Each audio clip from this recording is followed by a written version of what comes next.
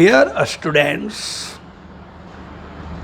in my last class, I told you about may, but in this class, I will tell you about might. Might is a versatile verb. It has variety of expression. And for language formation, for speaking English, for writing English, the knowledge of might is a must. I will tell you about might point by point. The first point is possibility. Less possibility.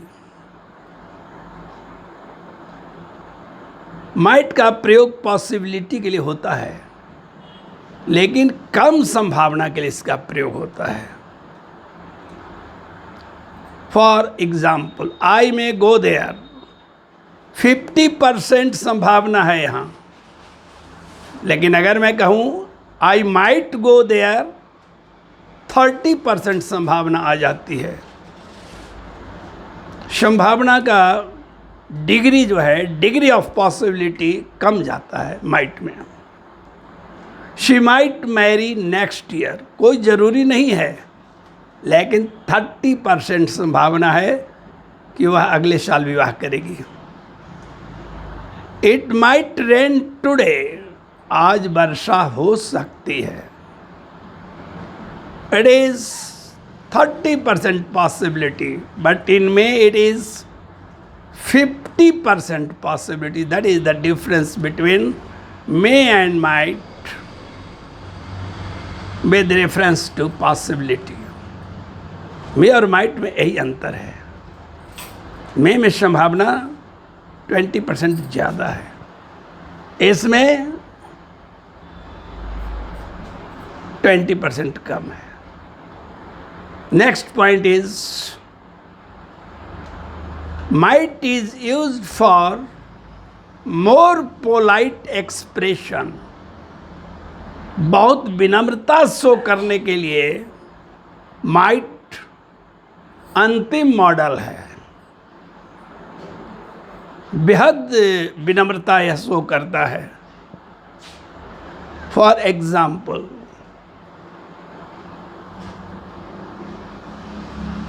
might I sit by you?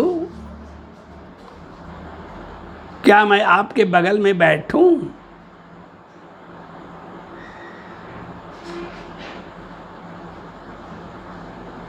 Might you give me your book? क्या आप मुझे अपनी किताब दे सकते हैं? Might you let me go? आप हमको जाने देते. पोलाइट एक्सप्रेशन के लिए इससे ज़्यादा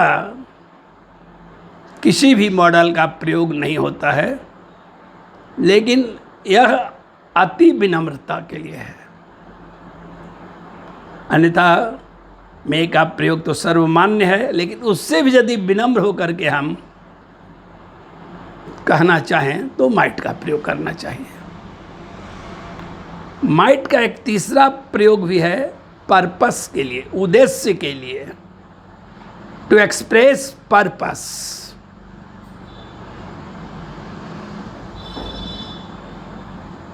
He took an umbrella so that he might go during rains.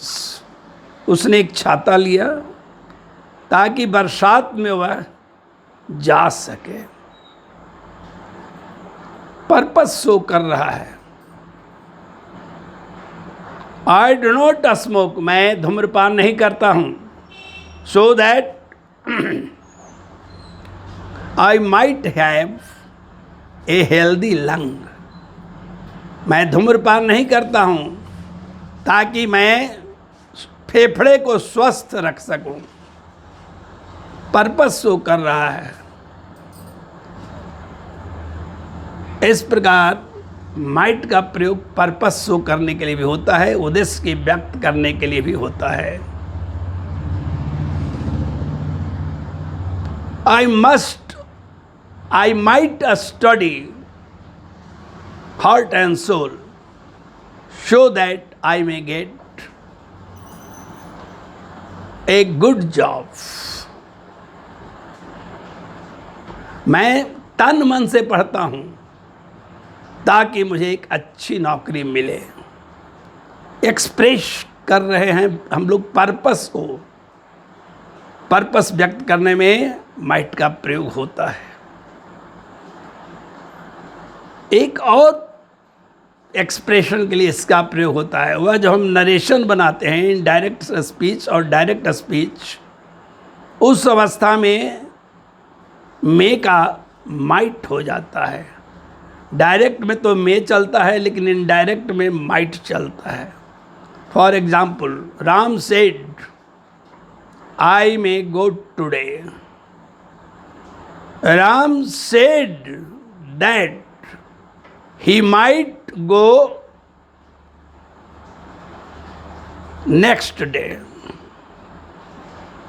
Meera said, I may pass this year. Meera said that she might pass that year.